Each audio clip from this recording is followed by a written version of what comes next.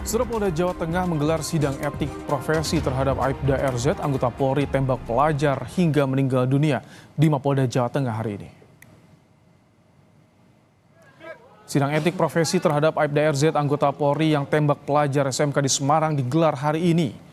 Dengan menggunakan rompi patsus, Aibda RZ langsung masuk ke ruang sidang dan menghindari wartawan.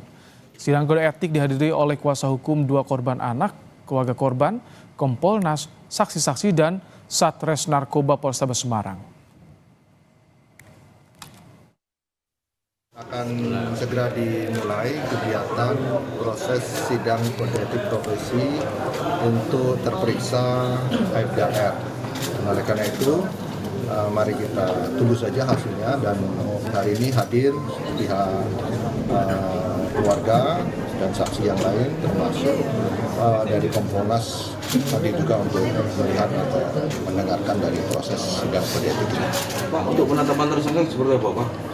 Nanti putusan dari sidang ketua sidang kode etik nanti akan memberikan putusan sidangnya. Kita dengarkan aja atau kita saksikan nanti menjelang nanti selesai acara. Anggota Kompolnas Hoirul Anam yang memantau langsung proses sidang etik di Mapolda Jawa Tengah. Komisioner Kompolnas hadir langsung pada proses sidang etik untuk memastikan berjalan dengan transparan dan profesional.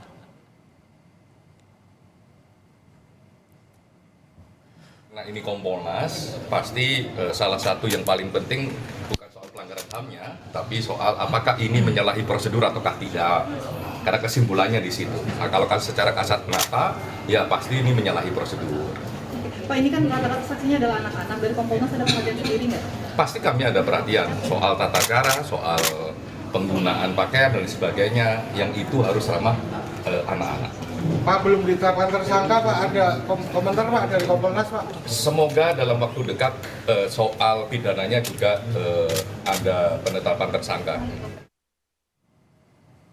Belum adanya penetapan tersangka pada kasus penembakan pelajar oleh anggota polisi, kuasa hukum korban mendesak Kapolri untuk segera mencopot Kombes Irwan Anwar dari Kapolrestabes Semarang.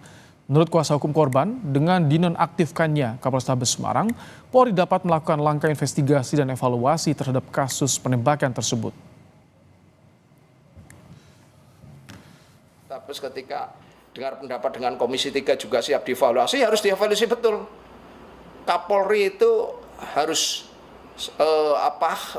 mencopot dia. Ketika sudah tidak di situ, maka pemeriksaannya akan lebih fair. Kapolda Jawa Tengah, Pak Irjen Ribut, menurut saya orangnya masih baik ya. Ini segera naikkan R itu, yang pelaku penembakan 3 orang siswa itu, untuk jadikan tersangka. Jangan terlalu lama, jangan molor-molor. Sebelumnya pada rapat dengar pendapat bersama Komisi 3 DPR di Senayan, Jakarta, Kapolrestabes Semarang Kombes Irwan Anwar meminta maaf atas kejadian penembakan yang dilakukan anggotanya hingga menewaskan seorang siswa SMK. Ia mengakui anggotanya lalai dan teledor dalam menggunakan senjata api sehingga menyebabkan hilangnya nyawa.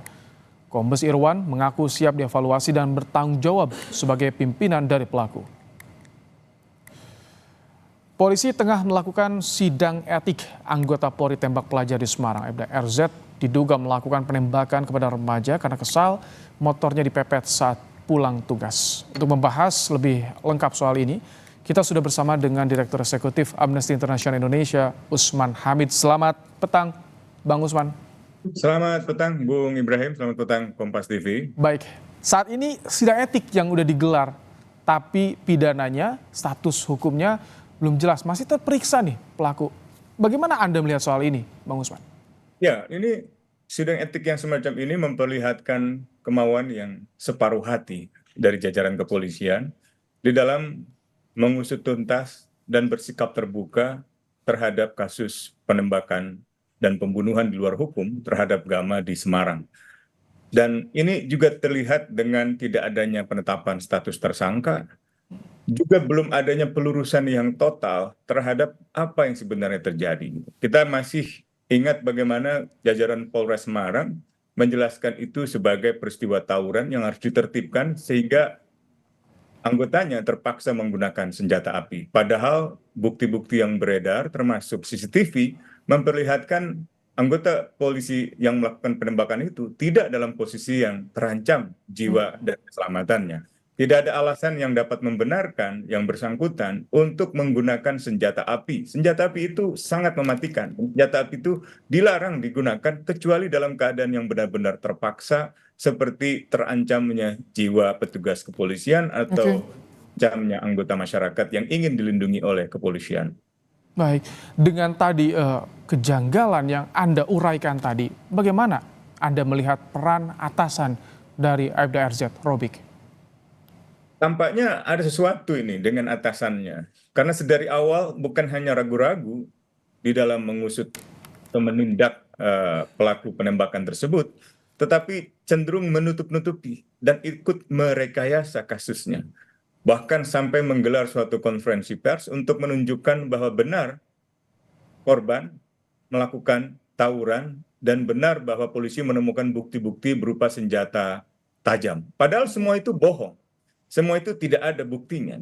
Dan masyarakat sekarang melihat bagaimana rekayasa itu tercermin di dalam sidang etik yang separuh hati gitu.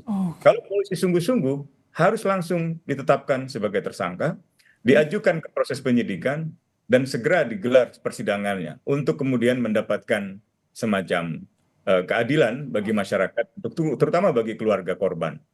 Anda melihat ini mengarah pada dugaan obstruction of justice? Termasuk, saya kira usaha untuk merekayasa kejadian yang sebenarnya tidak ada dengan skenario tawuran, itu bagian dari obstruction of justice.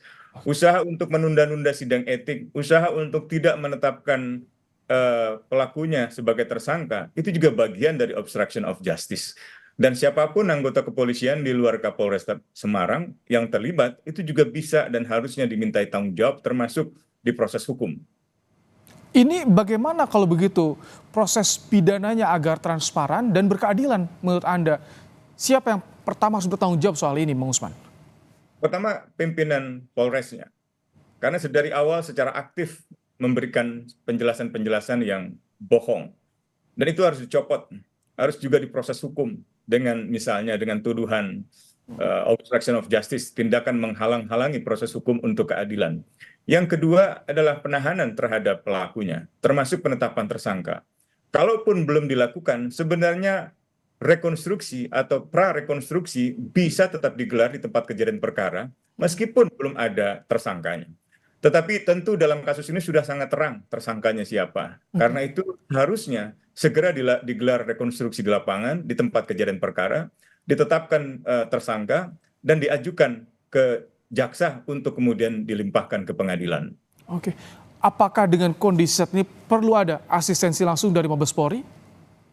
Saya kira harus. Ya. Tadi pagi saya berkomunikasi dengan Kadif Propam, Inspektur Jenderal Abdul Karim. Ia berkunjung ke Semarang untuk pertemuan Kasatwil, dan tampaknya itu juga berhubungan dengan proses pengawasan sidang etik dalam kasus penembakan Gama. Nah, tetapi pengawasan internal saja, asistensi saja dari pihak kepolisian, kita tahu tidak cukup. Harus ada pengawasan eksternal. Keterlibatan Kompolnas sudah bagus, dan kita berharap Kompolnas bisa bersikap objektif, bisa bersikap independen dan kritis.